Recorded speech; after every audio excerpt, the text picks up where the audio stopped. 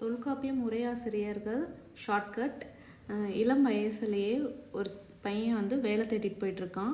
அவன் பேராசிரியர் ஜாப் கேட்குறான்.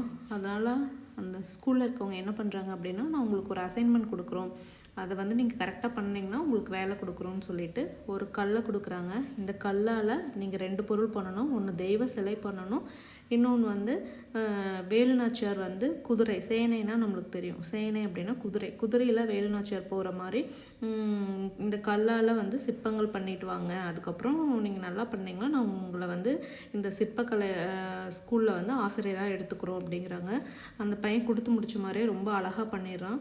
அதை பார்த்து எல்லாரும் வியந்து, நீங்கள் இளமையிலேயே இவ்வளோ பூரணமாக எல்லா கலையும் தெரிஞ்சு வச்சுருக்கீங்க, ஸோ எங்களுக்கு ரொம்ப சந்தோஷம், உங்களுக்கு எங்களுக்கு அங்கே இதில் வந்து பேராசிரியர் பண்ணி நாங்கள் உங்களுக்கு கொடுக்குறோம் அப்படின்னு சொல்கிறாங்க.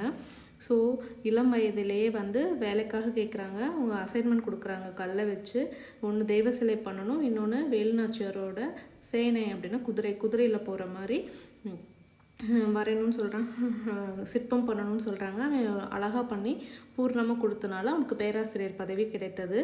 தொல்காப்பியம் உரையாசிரியர்கள் இளம் பூரணர், பேராசிரியர், கல்லாடனர், தெய்வ சிலையர், சேனவராயர், நச்சினார்க்கினியர். தேங்க்யூ.